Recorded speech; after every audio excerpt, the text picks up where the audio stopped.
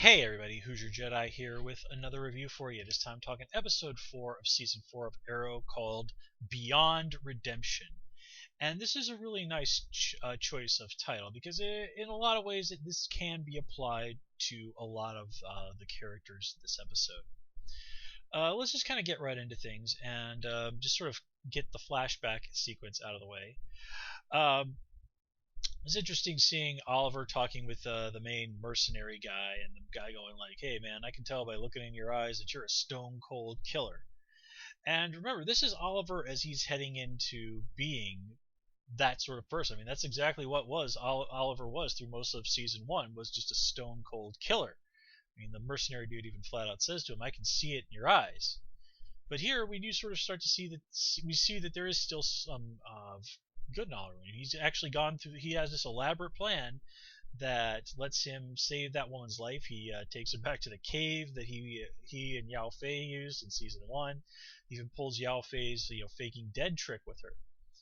Now it's kind of curious that Oliver claims that he strangled this woman, and then there are no marks of strangulation on her body whatsoever, which you'd think the mercenary guy would notice.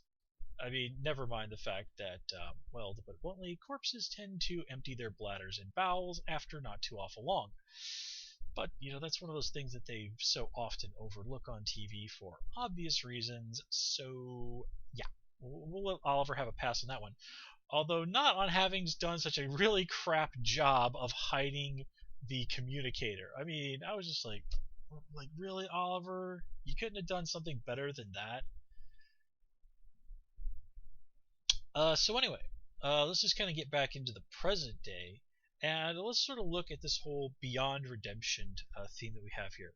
I mean, one of the obvious ones is that this is what Damien Dark believes to be the situation with Sarah. He says to Quentin Lance, like, the kindest thing you could do is put a bullet in her head.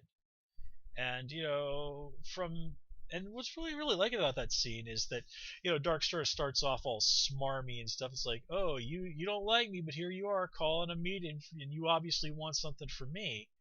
And once Quentin levels with him, he's actually very genuine in his sympathy and his advice. I mean, he's not trying to be a dick here. He really does think that is what the kindest thing that Captain Lance could do in this situation, and he probably does have a point. Now, in that scene, Dark makes this mention that he too has a daughter. Now, a lot of folks, including me, have speculated that might be Felicity. Now, the show's producers have actually come out and said, no, his Damien Dark is not Felicity's father. Felicity, we are going to meet Felicity's father this season, and he is going to be a villain. So that kind of puts the speculation back up in the air. Now, if we cross Damien Dark off the list, and I've seen at least one other person float this idea out there, then the most logical person, if you're looking for somebody who's like Felicity but would be a villain, then that would be Calculator. And he, if you're familiar with the comics, is sort of like what Oracle is to the Justice League, Calculator is to the supervillain community. He even has this shtick where he'll basically get answers to questions for various supervillains for $1,000 a pop. So that's kind of cool. I mean, and that would be very fitting. He'd be a good match as Felicity's dad. So yeah, we might as well just talk about what's going on with Felicity this episode. And again, the majority of this is her sort of spending more time with Curtis Holt, continuing to show that they've become friends, and we're also introduced to this whole hey, what's up with Felicity's phone. Now, I think we've all probably guessed this is Ray Palmer trying to contact her. And she does take a step on that journey when Curtis convinces her to go and listen to Ray's final message, which I mean, points to only a bet for how she handled that scene. I mean, just the whole tearing up. It was really good stuff.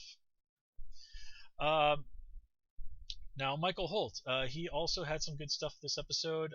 He even got to name drop Neal Adams, one of the classic DC artists, one of the guys who was behind the classic Green Lantern, Green Arrow series from the 1970s. And he even mentions that he had this brother who died of pancreatic cancer.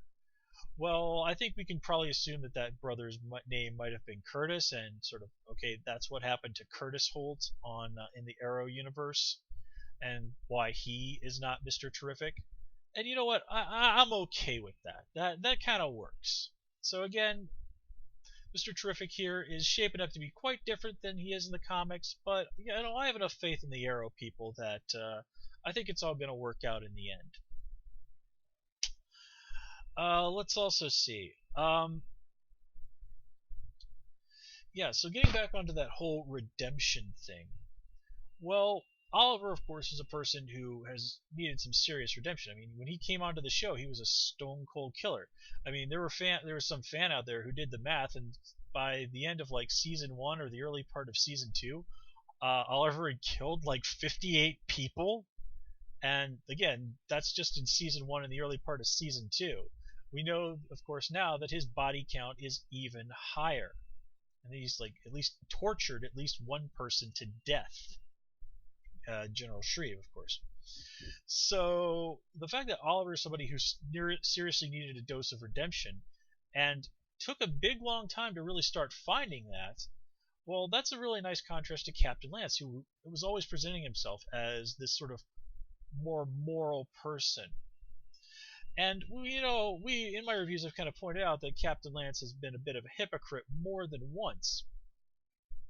But Oliver finding out about him being in league with Damien Darhk, I mean, that led to that really awesome scene between him and Lance, and just some stellar work from Stephen Amell and Paul Blackthorne.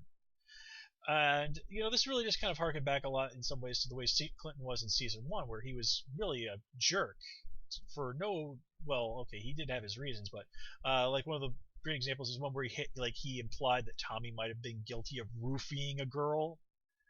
Well, nothing never came of that. We've seen that Tommy was really, really not the sort of person that would have done that. So you kind of have to wonder if maybe Quentin wasn't just sort of like, maybe there was an accusation made that was probably BS, and Quentin just threw it out there to be an ass. So again, and especially love how Oliver even points out that Quentin was one of the reasons why he was inspired to try and run for mayor. Even as much as nasty history as there was between the two of them, that Oliver looked up to Quentin. I mean, what a punch in the gut for Quentin. Given everything that's happened, given how he has really, really tried to take Oliver down more than once. And then, at the end of the day, Oliver comes in there and helps save him. And then Quentin repays the favor. Quentin gives us that amazing speech, and this really is at the heart of it all, a Quentin Lance episode. He gives that a great speech to the dirty cop Liza Warner, and convinces her not to kill Oliver. He has that amazing scene where he almost kills his own daughter, and it's just like, oh man, this is like the greatest Paul. Like, I mean, this episode has just been a giant love letter to Paul Blackthorne's ability as an actor. I mean, they really, really wrote this for him to go to town, and he delivered absolutely amazing work. I also like this episode in that we kind of get to see the anti-vigilante task force, in action, and we never really got to see too much of these guys. But here we see that they're serious contenders. I mean, Laurel gets a butt kicking. Thea doesn't do so well. They get away. Liza Warner damn near kills Oliver. I mean, these guys were a legit threat. Now, I was a little annoyed that Oliver, having seen these people in action, was so quick to sort of turn his back on Liza, and that's what almost cost him his life. You'd think that somebody as experienced in combat would take somebody as formidable as Liza a little more seriously, but again, he has all this emotional stuff going on with Quentin, which I think is what caused him to drop his guard. Now, just to talk about Liza for a moment, she's played by some actress who was on True Blood, a show I have never watched, so I can't really say anything about that.